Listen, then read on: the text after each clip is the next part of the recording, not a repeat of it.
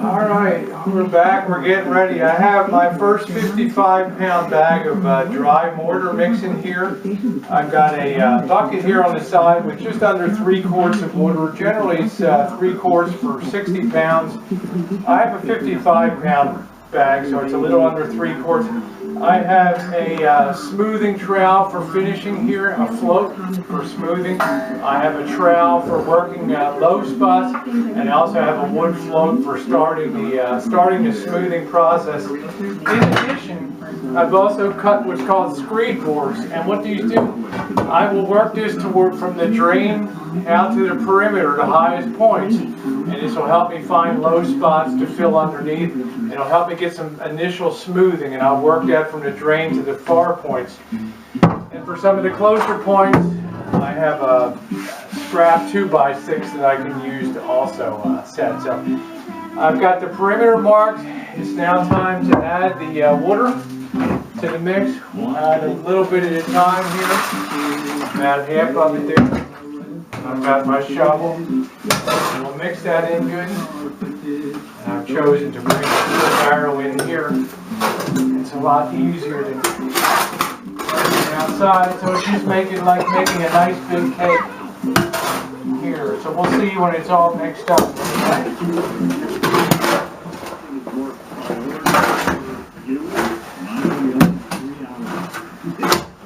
You can see now it's starting to take on the consistency of a cookie dough. Here, we certainly don't want it wet, but we want to eliminate all these dry spots. That in here because we need a good even consistency. I want to make sure I do not tip this over. Get all the dry spots here. It takes a little bit of muscle power. I will sleep well tonight.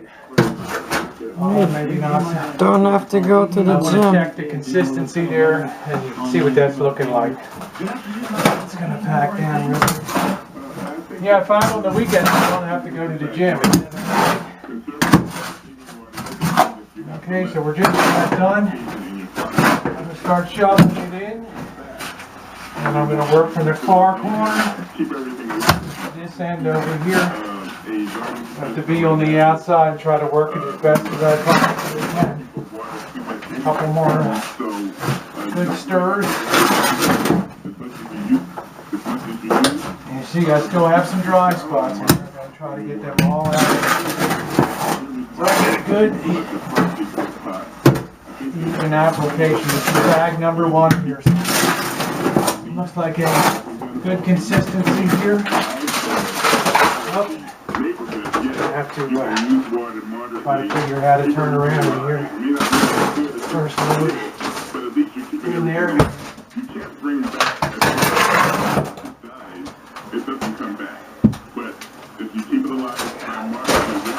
First load in.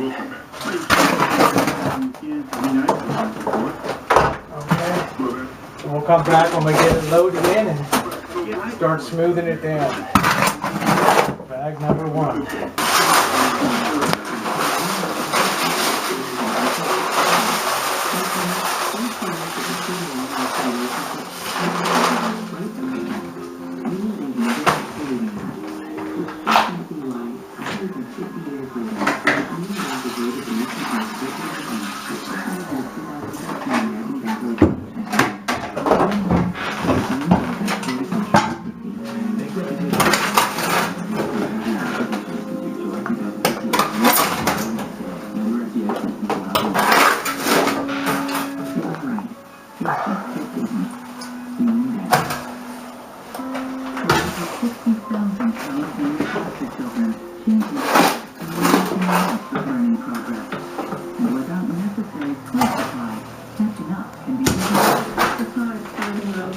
So this is the second batch that you're mixing up?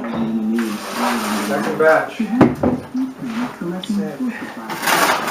I don't have any dry spots in here. If it's too wet, I have another backup bag in the car. Very good, very good.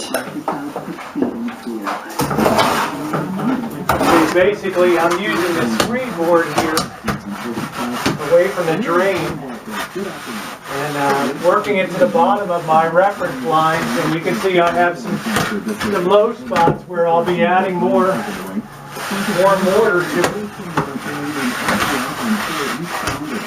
Basically, that's giving that slope up there. So I'm going to go ahead and get the this board in here as a kneeler board, and then go work that end down there before I've got the rough. I've got it roughed in now. Now I'm going to go ahead in here and start finishing it. I'm going to add a little more mortar here. Okay. Thank you. That's it. We're working it today, aren't we? Yeah. You ever seen mortar mix more fast dry? That's even quicker than quickcrete, that fast dry stuff. So we got about a half in, and then we ran out. The stuff was setting up so fast. I just ran out and got some commercial grade quickcrete, some of the slower professional grade stuff. So we'll be able to finish in here and then get everything smooth and graded. We got all the loose stuff out, and should be able to finish this in pretty good time today. So yeah, if you're doing this, make sure you get the slow, regular setting stuff. Do not get rapid. Because this stuff was setting, like, I only had like 10 working minutes with this I looked at stuff. the bag when you were gone, and I was like, rapid Yeah. set. It's Yeah. like, So. because I've seen in a lot of construction where Yep. 15 So that I feel pretty good about. I feel pretty good about this end. Just needs to be smoothed and actually it's pretty good to put a liner on it right now. But now we know for the top layer, it's really critical that we have this slow drying stuff. So the bottom layers. Seems to wetten this down too a little. Yeah. Because that'll suck up like a sponge. Yep. So we'll get that wet down too as soon as we get this mixed up. So we'll be in good shape. This is the when you want to learn and redo, this is the level you want to do. You don't want to do it on the top level. So we'll go ahead and get her finished up. It happens. Yep. Things happen. Well, that's Just what shows construction's you about. As long as you're on the job and you know how to recover, you're all good. You can see over here, if you step over here, that the slow drying stuff is so much easier to work with. And I'm pulling up here, hill here now, working it all out. Got plenty of time to work it. It's like a dream compared to the that rapid drying stuff. It's just way too fast for this. So you can see it works well. I'm just roughing it into position. Then I'll get the screen and make sure she's all work good. But it's the difference between night and day, wouldn't you say, Jen? Yes. The other stuff is just Too fast. that's just for if you have major holes that you need patched quickly. Yeah. In which case you might use a concrete or something like that. But we've already got a good, got a few stones. Plus this is non-sanded stuff, which is, this is sanded stuff, which is, you don't have any rocks or anything in it, so really smooth. Okay, we'll check back once more I get a rock here.